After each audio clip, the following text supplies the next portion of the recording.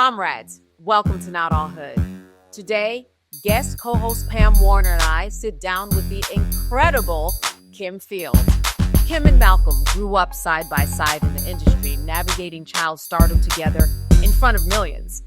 Kim reflects on their parallel journeys and how they truly supported each other. She also shares insights from her remarkable career. Pam opens up about what it was like managing Malcolm. She was reluctant at first, but eventually dove in. We had a great time reminiscing about those moments when the moms had to put their foot down and more. Enjoy the conversation. I think because I know. Here we go. This is over it. Do you think because of your longevity in the business and maybe seeing your mom go from actress to director, do you think that impacted how you feel and how you are going forward in the world in terms of what you're creating for yourself? Did that have an impact on you? It wasn't so much seeing mom's transition from actor to director, because I actually started directing before she did. Really, Kim? Really? And she'll be the first to tell you. It's like, let me see how Kimmy does, and okay, I like this. I'll do it now. Okay. And so it's more about what I saw mom do when I first got introduced to all of this as a child. Was seeing her at the theaters in Hello Dolly with Pearl Bailey, and so I would see that, and that's what let me know I want to do this and be a part of all of this. All of it. Yeah. And then the push for the longevity, and the idea of how I keep unpacking things, how this career keeps unfolding, is because I feel like mom did so much, to introduce me to this world, to keep me on her hip while she was, going and doing. And so it's like, no, I do want to do this. But it's almost like reverse engineering it. Good for you. But the thing is that you did find your lane, and you did find life beyond being in front of the camera. And that is so very important. It is. It's very, very important that there is a life beyond that. But a lot of people, people do get into that lane of, I've got to book this gig. Yeah. I've got to book this gig for a lot of reasons. Some because they don't have they don't have a broad exterior landscape. Yes. They got bills to pay. And their ego is wrapped up in, I gotta have this gig, I gotta do this gig, I gotta, And so I think that happens at that point, that happens. But it is so wonderful that you can look beyond all that. But a lot of those people don't have the foundation that you have. You have you have a foundation rooted in, and when you don't have that, then you don't have the faith and the understanding and the foresight. You can see your vision is a little different because you've been doing this. I say 5, you say 7. Anyways, it's been a long damn time, and that you stayed in the game. You're still here, and expanding and doing more than just being in front of the camera, which is so vital. It is vital. If you come in, because first of all, you're going to age out of being in front of that camera. Only very few can stay in front of that camera till they're in their 80s and 90s. Right, very few. Marla Gibbs is one of them. I mean, amazing, amazing, she did amazing. An episode of the Upshaws this season, in her final season. She is, and she's still doing it, and all the other wonderful ladies and gentlemen but they're very few. Unicorns. They're unicorns. Absolutely. Because you age out of this. You age. I mean, you reach a certain age, and they don't want to know your name. Okay, but looking at Cam, she's not aging, so she's not aging. I know, that's the thing. Okay, so that's the thing. That's very helpful. Tim is not aging. I'm sitting here look like, But can I repeat what you just said? There's a difference between designing a career and booking gigs. When did that kind of happen for you to think of your career in that way? Sure. Or was it when you were so young because of your mom? Yes.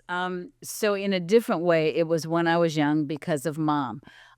It wasn't the flowery spoken word artist in me that came up with that, phrasing, if you will, at that time. Mom point blank said, "You might not always be," and she wasn't being mean or hurtful. I mean, loves me. I mean, just more than anything, of course. But the bottom line is she understood a lot of the pitfalls. Even though She'd gone before. She'd gone gone before. before. Mom's only barely 18 years older than me. So that's another thing. We're kind of in this thing together practically. And so she I never felt like she thought I was her competition. And moms with daughters, oh, she's not your competition. She's your opportunity. Across the board. And Across the board. yes, Life across absolutely. the board. Yes. Absolutely, Yeah. across the board. Yeah. Yeah. That's your opportunity to pour into, but she's not your competition. But that's another. That's no, another- that's another. That's another show. That's another show. That's another show because that Yes. that exists. Anyway, go on. Yes. So Mom's thing was make sure you have something to fall back on Yes. because you might not always be the cute kid spitting out one-liners. That sounds like you, man. Because Malcolm would tell us that you would tell him that quite a bit. Listen, birds of a feather. Yes. Yeah. No, I would tell him absolutely. Look at all around you. Look at these people that are loving you, and I said kissing and lapping up on you. But there's someone coming right behind you that is that they're going to do the same thing too. So you need to find something else to do if you want to stay in this business. You find something else to do. And he went into directing, and then he went into music and every other things. So the directing, when we all finished, meaning me, Malcolm, and Blair, when we finished Facts of Life, Cosby, and L.A. Law, it was all around that same time. I graduated from college, and we were all in that early 90s, like the 90s, and 1990, and you had John Singleton directing, Spike Lee emerging, Julie Dashin. And the three of us specifically would lift each other up all the time from that standpoint of maybe they feel like we've had our turn. So we don't. Really? Yeah. Maybe they feel like and Blair had done a few movies. He did Crush a Groove. And, so he was getting a couple of things. Malcolm had done, I can't remember when the Tuskegee Project happened. But we were getting these things, but we weren't a part of those new emerging circles of the filmmakers that were happening. Yes. We felt like we didn't feel disrespected. You felt left. Did you feel left out? A little Like bit. you weren't being invited to the party. We weren't invited to the party, but not because they didn't feel like we were talented or relevant or anything. They wanted to give new folks their comeuppance, and our faces were so recognizable. And that's when part you of the also family, had part of the fabric, yeah. part of the fabric. And that's when you also had the Brat Pack that was emerging. And the three of us kept going, "Where's our Brat Pack? Where's?" And so that's when we started learning to direct. So that when Colby remember when we started directing music videos? Yes. Oh, Lord, yes, right. Yes. Yeah, that's who edition I remember Malcolm did, right? Yeah, he did. He did one from New edition. The Hughes Brothers was coming up at that time. Blair did Tony Terry. I did Vicky Winans. So we were doing music videos to start our directing process journey. Yes. Blair then directed a short film. I was his second AD on that because we were just all learning and wanting to be a part of it. And then Malcolm did his short. Malcolm did his split. Yeah, Malcolm did his, and then I did my short. So when I tell you the holding so that we didn't lose our minds is so real. That collective right there, that connection that is never ending. Right. Is never ending. Yeah. And that sense of holding each other up, holding each other accountable. so that we're always still on the journey of learning something new, of moving in the circles that we wanted to move into. You don't see it? Okay, then let's figure out how we do it. And that's been, the mantra, so that, then it started evolving into, okay, we're not just booking it, we're designing careers here. We're designing careers here. So we all started at that time. And I would imagine part of that is don't wait, right? Till the battle is over, shout now. Do not wait. I haven't heard that before. Don't listen. Oh my God. Because it may never happen. You better go out and create those circles. Well, what really we weren't seeing was this Brat Pack concept that we just didn't see the way that they had, they put it out there. But you were helping each other in that way. I'm wondering, over the years, though, has being famous changed? Does that make sense? Because, people are online. I'm famous. I'm this, I'm that. And everyone. So what is, you know what? That was enough. Go. Don't make me choke. Don't make me choke. Well, I mean, Pam, when you were What is famous then and what is famous now? Yes. Thank you. So the first thing is, I want to go back to what you said, Pam, about your foundation and your why. Why are you doing this? Because doing it may change time and time again. Doing it may have blocks of time when you ain't doing it. And that's what Candace and I talked about. What do you do when the phone isn't ringing, baby? What do you do? And if you don't have that foundation, if your being in this business is not grounded in something other than I want to be in front of the camera, you're going to lose your mind when that phone stops ringing. That's right. Because it will stop ringing. Not that it won't start again, but it will stop ringing. Will stop. I think it's interesting. Both of y'all have said, you'll lose your mind. I mean, I know you don't literally, but how extreme? Yes, you do. Okay, so yes, you do. So I'm go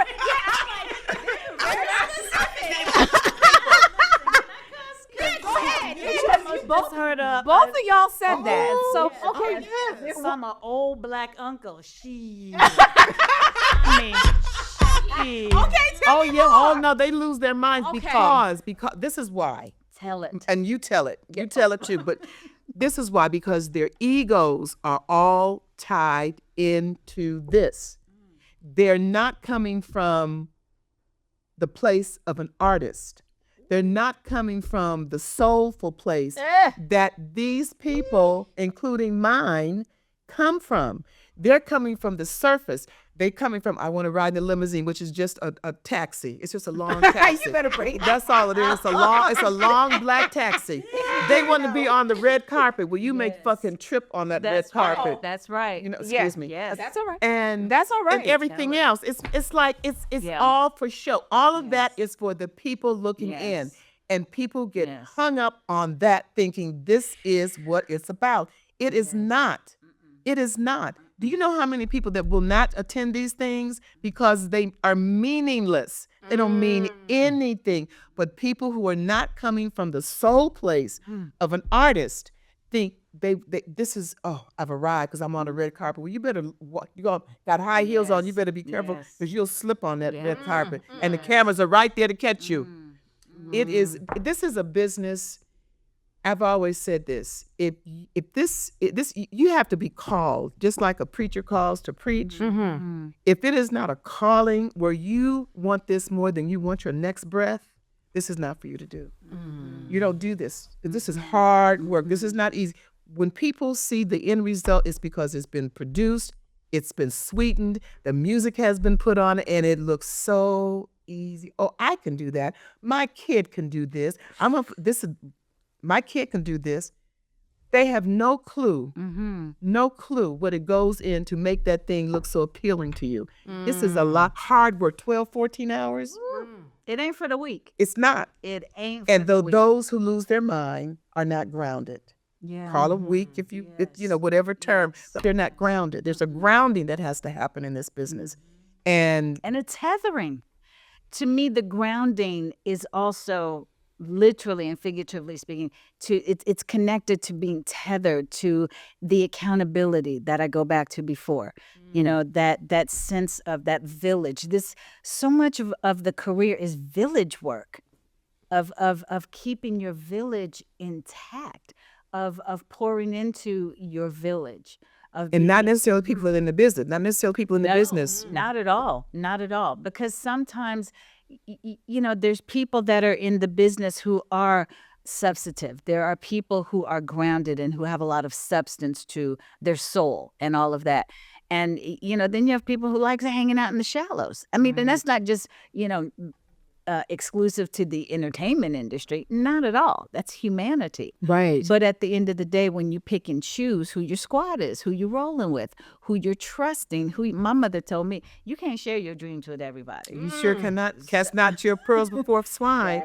Malcolm's two best friends. One was a gas man and one was a cable man. Those were his boys. Those are the ones that he went to. Those are the ones he rode the motorcycle with. Yeah. Those are the ones he had fun with. Uh-oh. Watch yourself. And they weren't, he knew Kim, he knew Blair. He knows a few people, but his village was not from the industry. Yeah. No. Because we're not. Because we're not. We're what is of it? But not, no, you're in it, but not of it. Right. Exactly. So that's why when we start doing other things to feed our soul, those other things become the music. Those other things become business. Those other things become things that you don't see it coming because it's just, well, I'm not doing it for that. You know, again, the motivation. I don't think any of us, I know we didn't seek this out to be famous. So the foundation, it was because we enjoyed doing this. We really loved doing this. We liked creating these characters. We liked storytelling. We liked the process, those elements. And so we didn't, you know, the other things just were byproducts that you have to, you know how to navigate. But none of us, and to this day, none of us are interested in just staying around to stay famous. And I think we love the work. Yeah, and that really answers the question. It seems like the old time fame was, first of all, it seemed like a much different type of work to get there, definitely, right? Because there was no such. A lot of the when you say old time, a lot of that started in theater. Exactly. Those actors that have been around for 1,000 years, their work started on the stage. That's right. They weren't these microwave actors that we had with the Negro ensemble back in the day. Absolutely.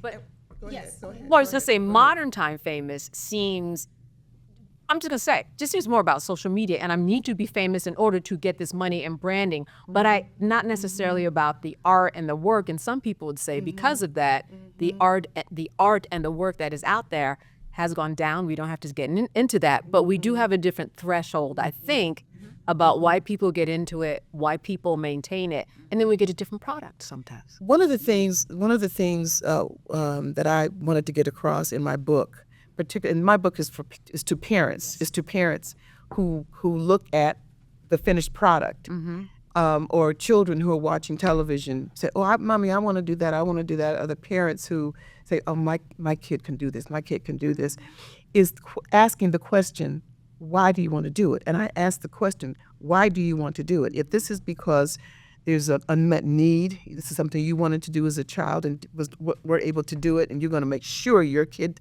don't do it. Do it.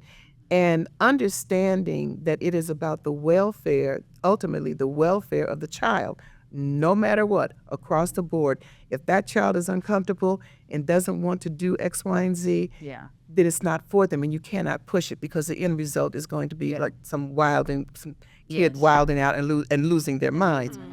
The other thing is that the parents have to be centered. The parents must be centered. They must understand why they're doing this, and it cannot be about them on any level other than the welfare of that child.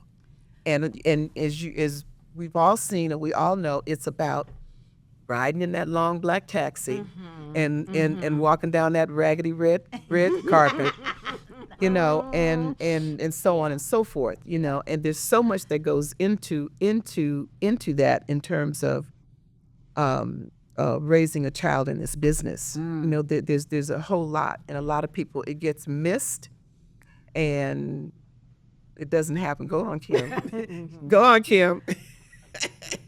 You just said raising a child in this business. The first part of that is raising A child. You can't ever forget that that's the first order of business. Right. You're still raising a child. That's right. You're That's right. You're still a parent. That's My right. mother, Pam, they never stopped being our parent. They never stopped parenting, even when they were navigating Their own lives. Don't get me started. Right, they do. Career and things and dreams. Yeah. They get put on pause. Yes. And all of that. So the gratitude, teach your children the gratitude early on. Because when you are a minor in this thing, there's a few somebodies that's got to make sure of things. There's the parent or the guardian that's making sure that you're on time, that you even get to the set, let alone you're on time. There's the parent or guardian or relative or whatever that has to sit in a trailer or dressing room. Are you lying? Yes, ma'am. That part all day long for many days. And unless you are taught, could someone please go and make sure my mother for me it was my Aunt Pat or my guardian, can someone check on them, see if they'd like anything? Because the focus It's on the is child. on the child, because that's the quote unquote moneymaker, that's the breadwinner. And that is an unnatural order. Yeah, Right, it is. Life Yes. and the world. Yes. So when you flip some shit on its ear, you have to know, oh, shit's being flipped on its ear. So then let me address and understand these other aspects. But you're raising a child and you're still a parent in all of this. And they never stopped being our parents. They appreciated what we were doing, but they didn't become such fans of ours, so enamored with what we were doing and who we are, who we were hanging with by default. All of that, they weren't so caught up. It doesn't say, what happens to a dream deferred? Oh, it goes into the kid. That ain't what he said. Right. Langston didn't say that. Check on the kid. So, but you said something very interesting, and that is that there's a dynamic shift because of the moneymaker. What lessons did you learn and give because of that dynamic to understand the check may look different, but this power dynamic, I'm in charge. How did that go? How did that go? Because I have a chip story. Okay, well, let me just. Yes. Okay, so, you know, I gave my son a lot of freedoms, but there were boundaries. Yes, there were. Okay, you could hang out, but you have to be home in this house by 12 o'clock. 12 o'clock. For a 15 or 16-year-old, that's a lot. You might have been, no, he was 15, 14, whatever. It doesn't matter. 21 if I said 12 o'clock. 12 o'clock. Not 12:01. Right. And so, bit by bit, it was getting past 12, 12:15, 12:30, 1:45. Good luck. And so I said, he was gone out, and he was, I said, okay, I want you in the house by 12 o'clock. And he comes sliding in about 12:15, 12:20. I caught him in the hallway. And picked him up by whatever little thing he had on and picked him up against that wall. I don't care whose money, and this is what I'm doing to him. I don't care whose money pays the rent. I am still your mother, and this is still my house. Then I dropped, and all his little jewelry just fall off. I was dead ass serious because I had to be a parent. And this thing was sliding. It's, oh, no. No. I said 12 o'clock. I mean 12 o'clock. Yeah. It was 12 o'clock or before, after that. After that. And you have to do that. Yep. You have to do that, particularly when they're when they're paying the rent, basically. Yeah, They're yeah. paying the rent. But you can't let that topple over into, well, you can do whatever you want to do, because I'm afraid that if you'll become an emancipated minor, and then what am I going? Yeah. And what am I going to do? So I'm going to kiss your ass. Right. Or ass, okay. And Either one, A or B.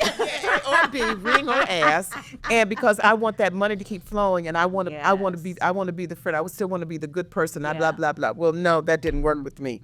No, Nope. didn't work. Didn't work. It was the same. Again, birds of a feather. So I wasn't even trying to be lippy. I really wasn't. I thought I was asking a genuine question. I was. That is a good setup. So I was doing Facts of Life, and How old were you, Kim? I was. Let's see, we were in the Burbank house, so I was maybe 13ish, 14. You know. That is. Yeah. But again, she said she wasn't trying. No, because I was, and Malcolm, and we were good kids. We were good little kids. So it wasn't a huge leap to rein us in and all that. But it still needed to happen. Yeah. So, Mom said, clean your room.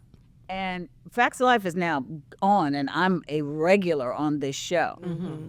But again, it's not like there was social media.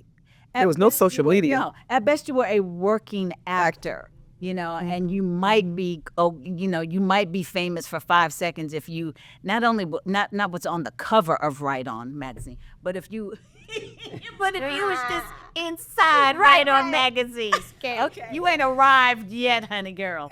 So Mom says, clean your room. Kim says, isn't that what we have a housekeeper for? Was somebody over there? I wish y'all could have heard somebody in the back said. And again, I wasn't being like, isn't that what we had? Not at all, because that's not how I'm. That's not your. That's not. It just made sense to you. Right, exactly. And Chip said. And Chip said, first of all, my mother would do this. Right? Oh, then I knew. Oh shit! What'd I do? What'd I say?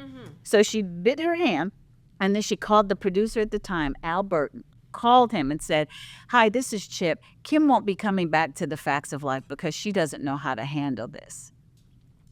Al Burton, being a parent and having been around kids in the industry, said, "Okay, Chip, tell her thank you."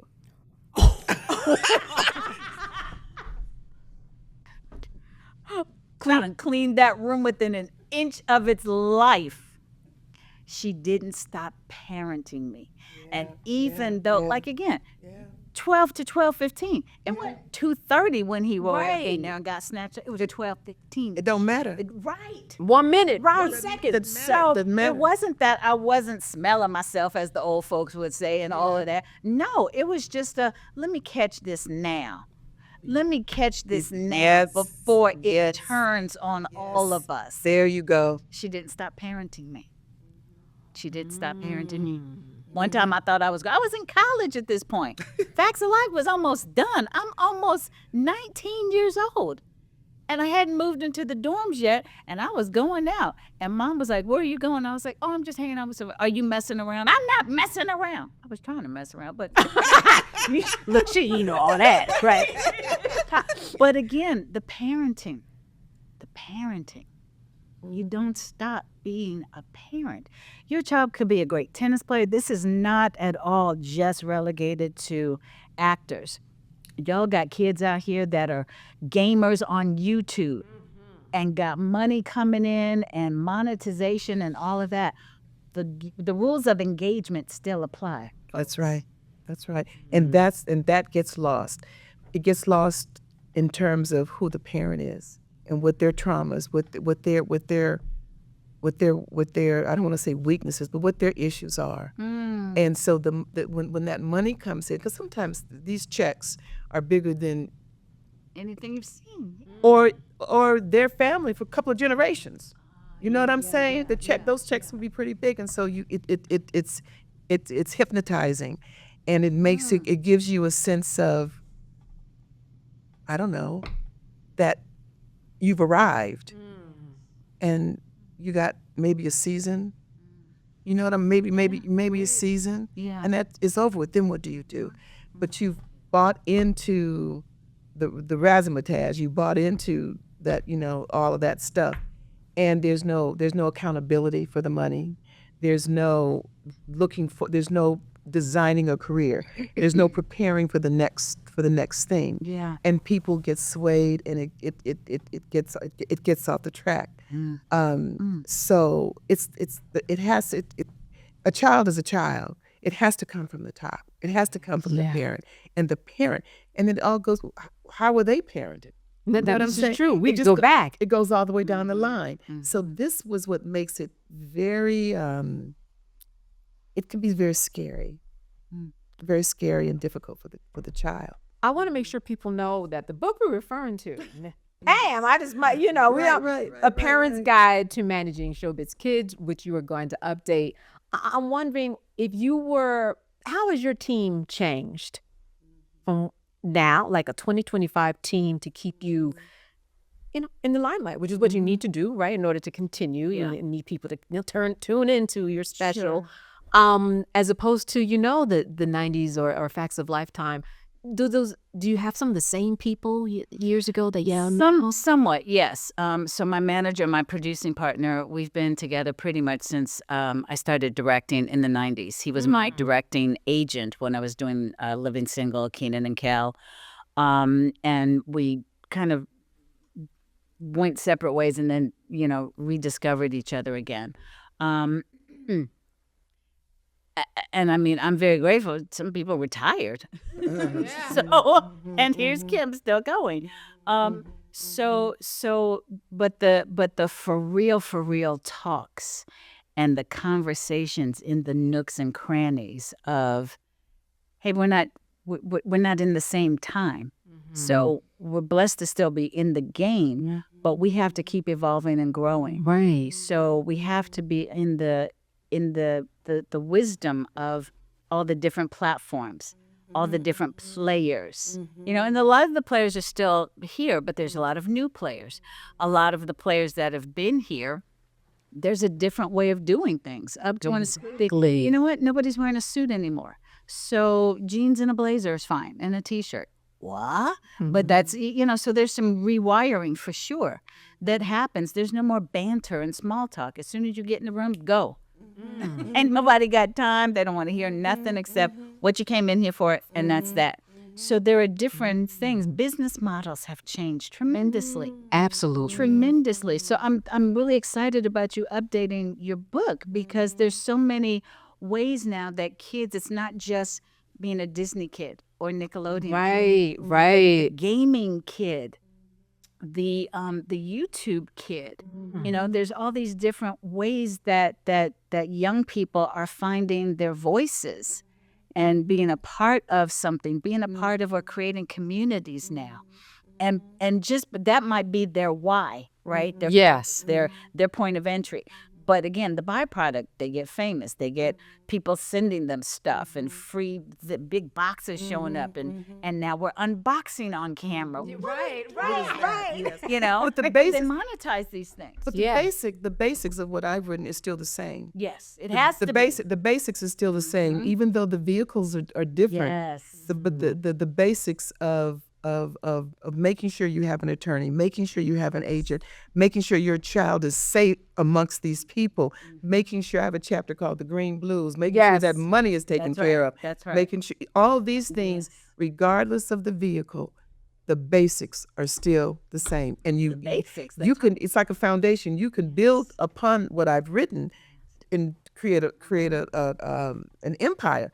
But that foundation, that foundation has to be there, period, no matter what it is that you're doing. Yeah, absolutely. Yeah. Absolutely. Would you encourage your children to come into the business? Sure, they've been dabbling here and there. Sebastian would be so mad at me if I didn't tell y'all this. Okay. I know you to come over so he can tell it in person. So when I've done a couple of my movies and they were on set with me, and so we would, you know, put them in something. Now, Quincy actually started acting when he was 4. He did a movie on Lifetime where he had dialogue.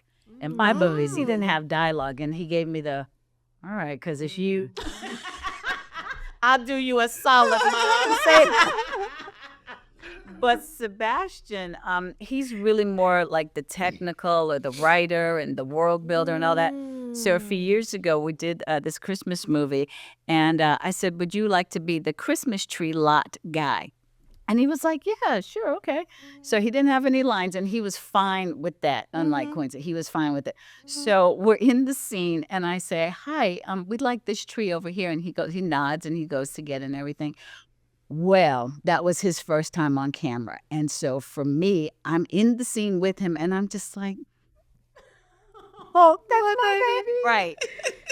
But on camera, it looks like creepy ass lady in the Christmas tree.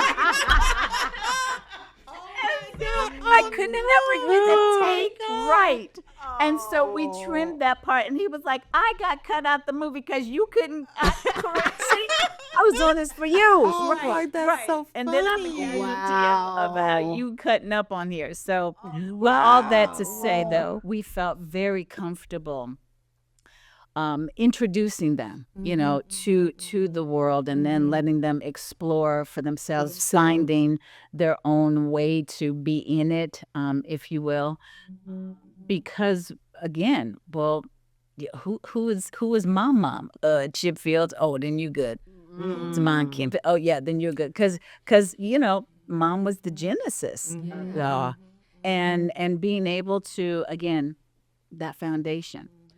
So you're creating a dynasty. I suppose so. Yes. Let's go with that. You said 2 words I love together: Christmas movie. Everybody knows me here. I'm a Christmas movie in June. I've seen them all. I've seen them all. And what I love about it is in seeing Black people in it, because growing up, we didn't have a lot of that. And I love that the genre has expanded to so many. Sure. And that it's kind of inclusive. We were talking earlier, you said you're going into sci-fi. Yes. I love that. I just saw this exhibit in the San Francisco airport.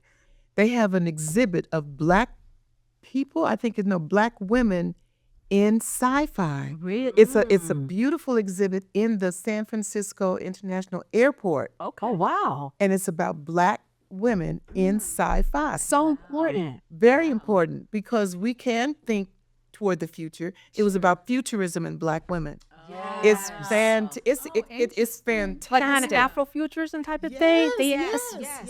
I mean, it has opened up so much. I love that you're entering into it. Yes. I don't know if you're ready to share, but what exactly are you going into? A lot of different places with it. Okay. So the main thing, and I'm not able to at this point, but the main thing is, like I mentioned, Sebastian, my oldest boy, so he loves world building. And he has really opened my whole brain up to all of that.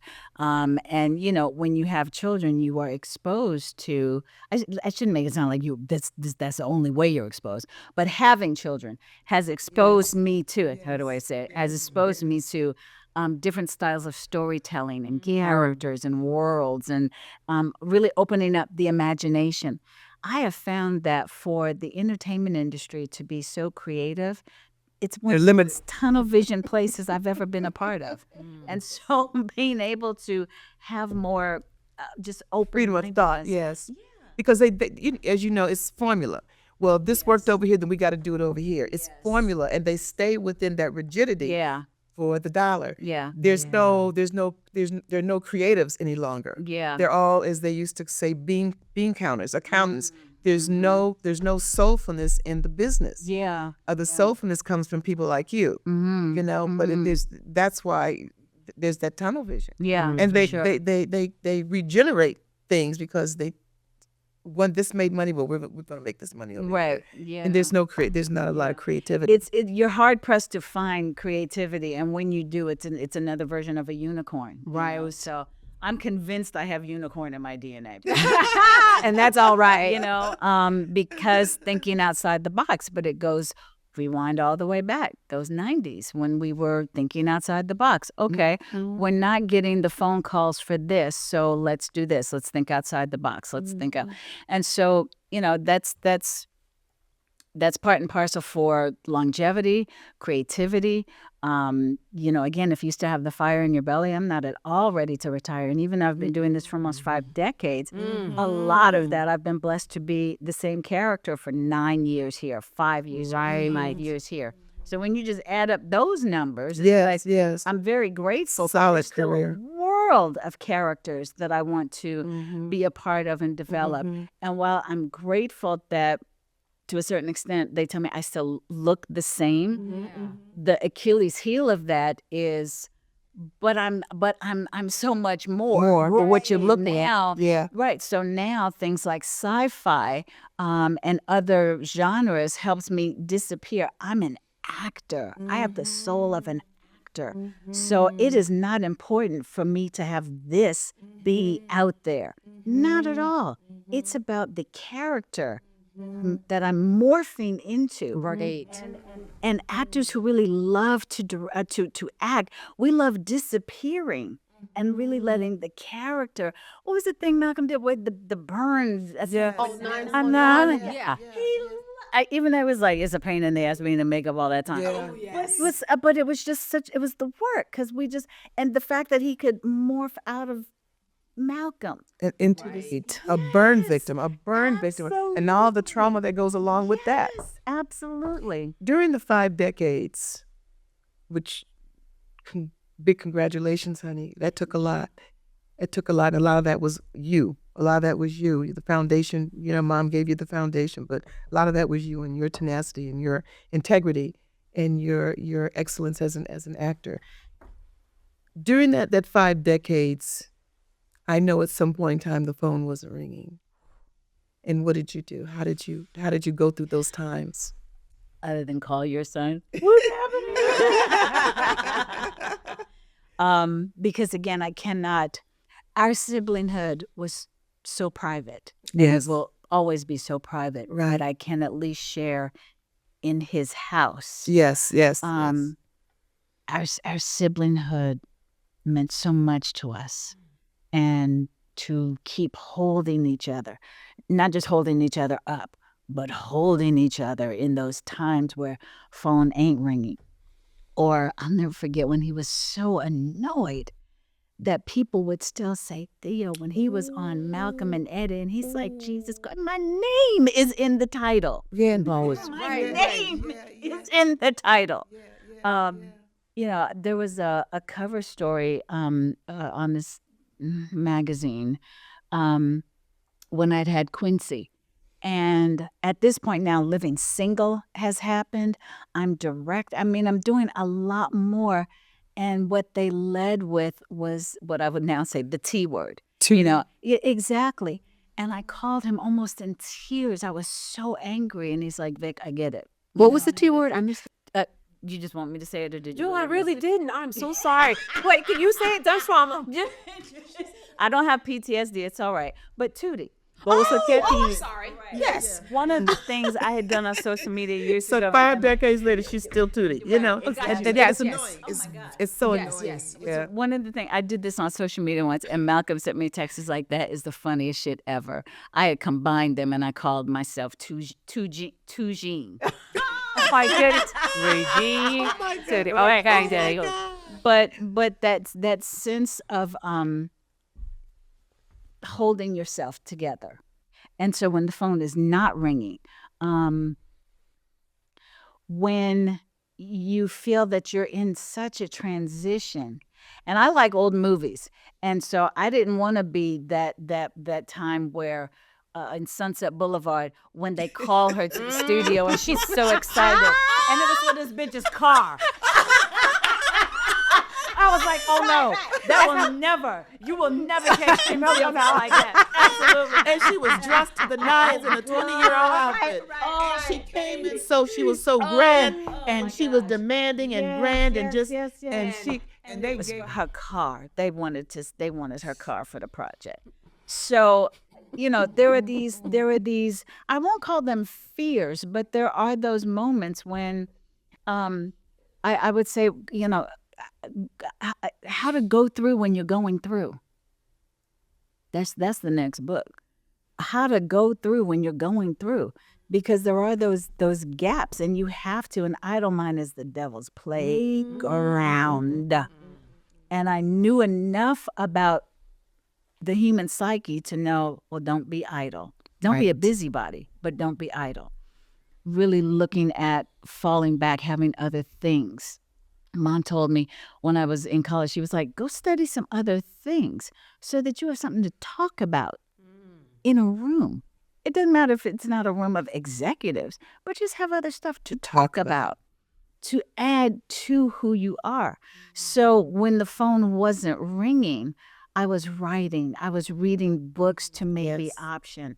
I was reading plays with friends. You were still working. You were still, that's work. That is working and building your career. Absolutely. And you're working out the mind too, right? Not Mind. But that's also where Blair and I talk about this a lot too now, where it's like, finding those things in the spaces that have nothing to do with the industry.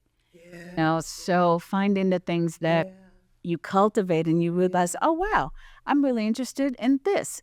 I really am. I love this. I love that Glenn Turman all these years is still into his horses and how he has cultivated that. And you just find these Other things. I think the music did that for Malcolm. And then he was growing into the transformational coaching, which is totally outside of the business.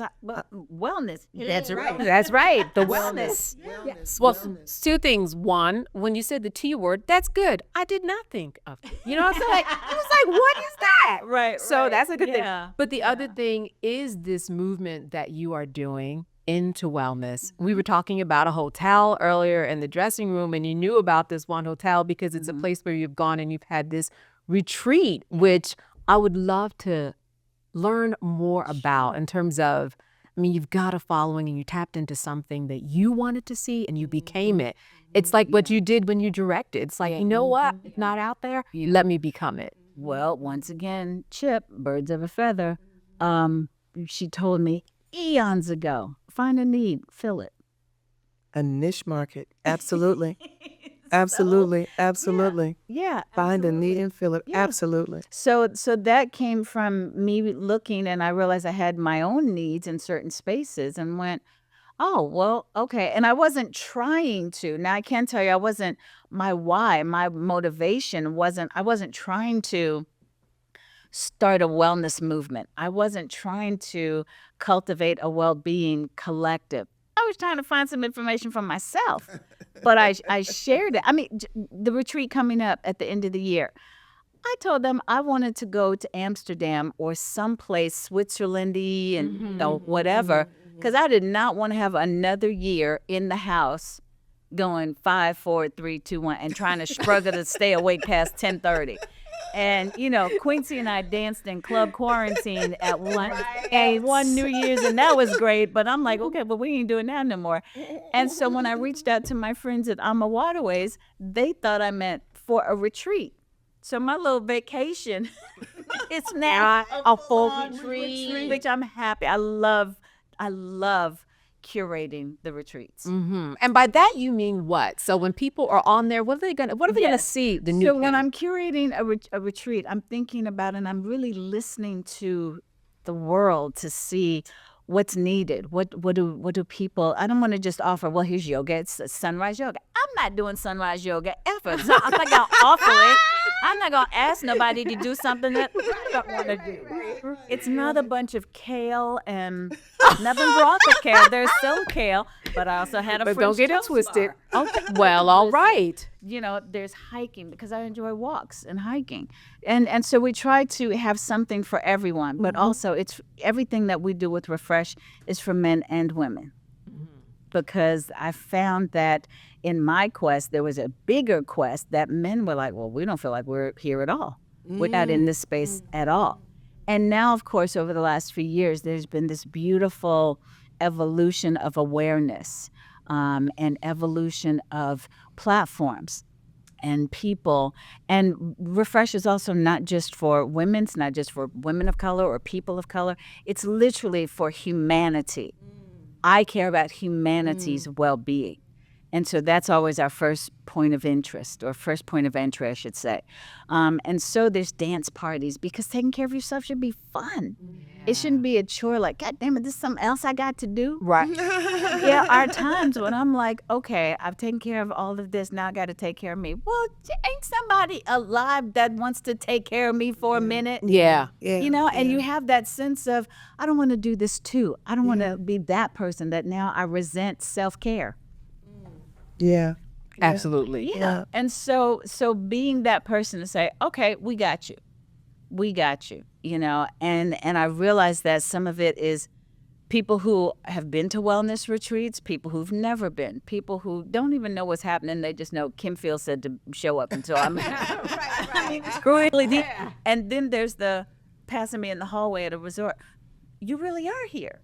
So I believe it. I'm the host. I Right. curated this. I selected the refreshing friends so that when we have conversations and not guest speakers and lecturers, because nobody wants to be talked at anymore, we are engaging. Refreshing friends. Let folks know what that means. Refreshing friends is basically in other retreat or event speak. Those would be keynote addresses, keynote speakers, or contributors, or collaborators when we're doing activities and things. We call them refreshing friends because we don't do breakout sessions. We don't do, you know, the thing is, we do life together. We're going to do this together too. The idea is giving yourself permission, like we were talking about earlier, giving yourself permission to, and then you can fill in the blank. But with the retreats, it's give yourself permission to be well. And so it's an acting concept. Back in acting school, we were taught, give yourself permission to go there. Give yourself permission to really deep dive into the character. So the concept of giving yourself permission has been with me for a very long time. I just didn't know to apply it to real life. Right. And it went and unlocked a whole bunch of things. So now this sense of, giving myself permission for this and to do that and to care for others up to a point, because there's, you know, I want to take care of me too. Yeah. Fabulous. Yeah, and Fabulous. mentally, physically. Yes. You know, we were talking earlier before about how Malcolm told you he always felt safe growing up. And I was very curious just about you and growing up, and obviously your mother, right? And everything that we've been talking about has helped you avoid all of the pitfalls. And you are now, and I've always been, I'm sure, this whole person, but especially now, so evolved. But in terms of what you think got you to that point, did you have major pitfalls where you did have to, I mean, besides not, you know, the phone not call, you know, stopping, that you said, you know what, I gotta do this differently now. You know what I mean? Sure. Absolutely. Never mind moments. There have been seasons. When you just stringing together a few of them moments and you look up, you're like, oh shit, it's been this amount of time that I've been sitting in this yuckity yuck. There, you know, was certainly the season in between, when you're in between gigs, you know, and especially if you've been doing that gig for a long time and then you're not. It's almost like, you know, if you've been at, any gig, not just acting or in entertainment, you've been working at something for a long time and then they say, oh, we're doing cutbacks, we're doing layoffs, we're doing whatever, and you're just like, okay. And even when you get the benefit of seeing it coming, it's still a, you know. And so it's like, okay. And there've been times when I was like, what's happening up there? What is going on? Because I've planted seeds of fruits and vegetables, and I feel like I got telephone poles coming up out the ground.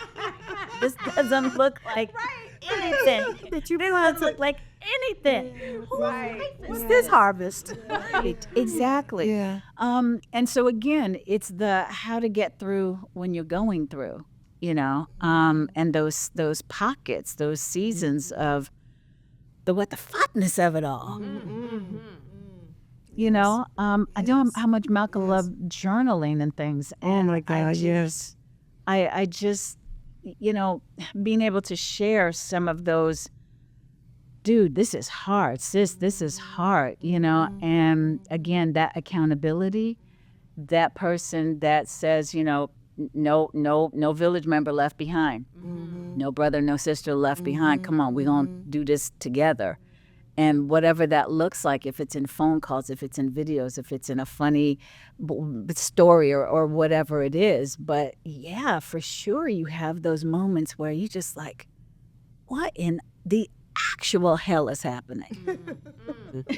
Right. And you have to, not you have to, what's helped me is at least knowing it doesn't last, it doesn't stay. Every even storms, whatever, they're still moving. So you just have to hang on while it's all moving around you. Right. And then you can get to the other side of it. But just know at the other side, oh shit, here comes something else. Right. Yeah. Right. So there may be seasons of this. Yeah. And there's seasons of this and Right. oh, okay. Right. I made it. I'm here. Okay. And enjoying that, not, okay, this is cool, but I know some shit about to happen in a minute. Someone explained it to me once is that, you have your seasons that they are like this, Yeah. but they're like this. They still go up, Yes. right? And you're still kind of going up in the ups and lows and the downs and learning and getting something from that. So listen, as we wrap, I just want to hear from you. Actually, both, really. But I'll hear from our guests first. Lovely co-host Pam today. Thank you. You've been with us today. What's your sense of community look like today that keeps you going? What does that look like, especially in the age of social media? And you've talked a lot about circles you've kept over the decades. What's 2025 look like that keeps you going and grounded?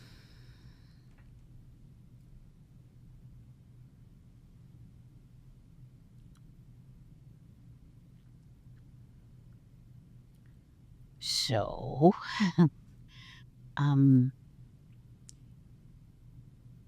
along with my mother, there are very specific pillars in my village.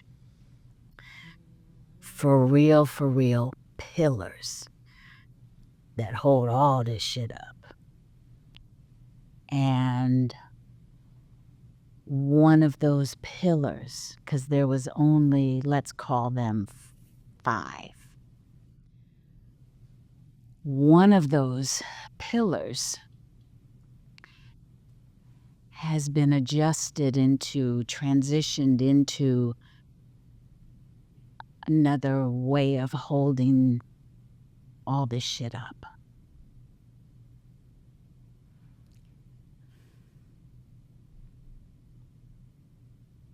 So there's moving within that because, and they know, my mother knows, she's obviously the pillar, Blair knows, Malcolm knew, and so that's 3 of the pillars right there. My children then became 2 other pillars, but that trio, my mother and my brothers, were pillars. So when you ask me about how the 2025 community and communication looks, I have to first start with my own before I can, help anybody else or whatever. So I don't know is the hardest answer that I can give because I'm used to knowing.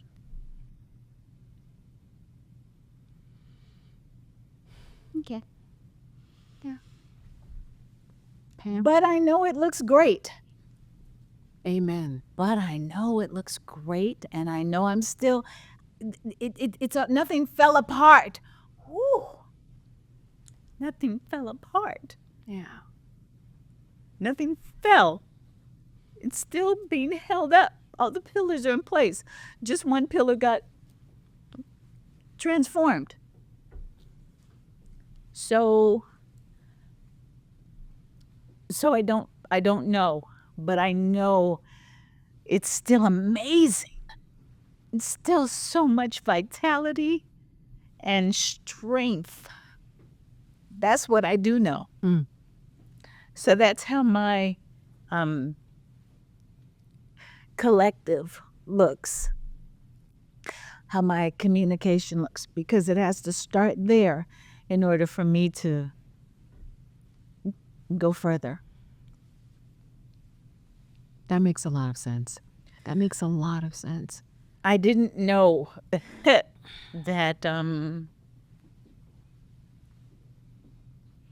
I didn't know any of that until I was asked, because everything has been in a vault for me.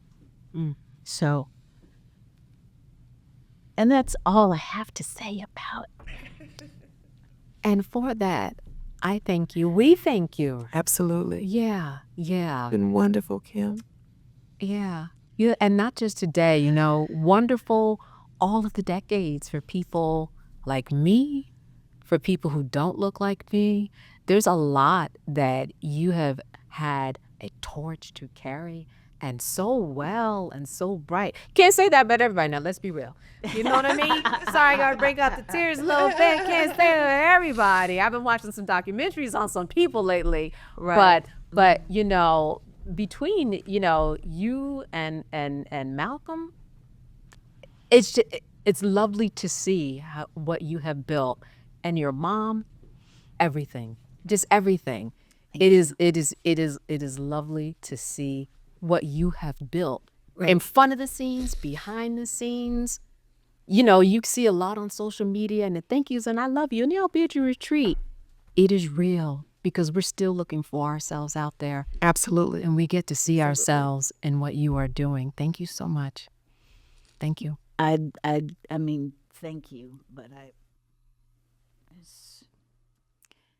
I know, it's just Kim, right? Yeah, It's just Kim. And a lot of it, like I said in that video, it's Kimmy. And for him, it's Vic. So, I'm so glad you came. man, This was beautiful. thank you. This beautiful. was I'm so proud of you. I am so proud of you. Because this journey has not been easy. It has not been easy. And you have succeeded. You have beautiful children. You have a beautiful life. You have a full future ahead of you. And you're just, all of it is just fabulous. And I'm very proud of you. Very, very proud of you. And he's still here. He's still here. Yeah, he's still here. Love you. I love you. Kimmy. I love you. I love you. Thank you for being such a part of my my village, and that power that flowed from there to here. Always received it since we were children. Thank you. Thank you. All right, that's it for this episode of Not All Hood. We appreciate you listening and joining in the conversation and just being a part of it all. We want to hear from you. Drop your thoughts in the comments, share this episode with a friend, and let us know what resonated with you. There's a lot of you guys ordering merch. Please send us a pic rocking your merch, and we'll feature in some upcoming posts. And thank you, community, for being a part of this. We see you. All right, also make sure that you subscribe to us on YouTube, on Fanbase, on Instagram, and really do that to stay locked into all of our future episodes. Be sure to support the movement. Grab your merch at www.notallhoodmerch.shop. Every purchase helps us keep the conversation alive. We've got some powerful conversations coming up, so don't miss next week's episode. Thank you guys for joining us. Now,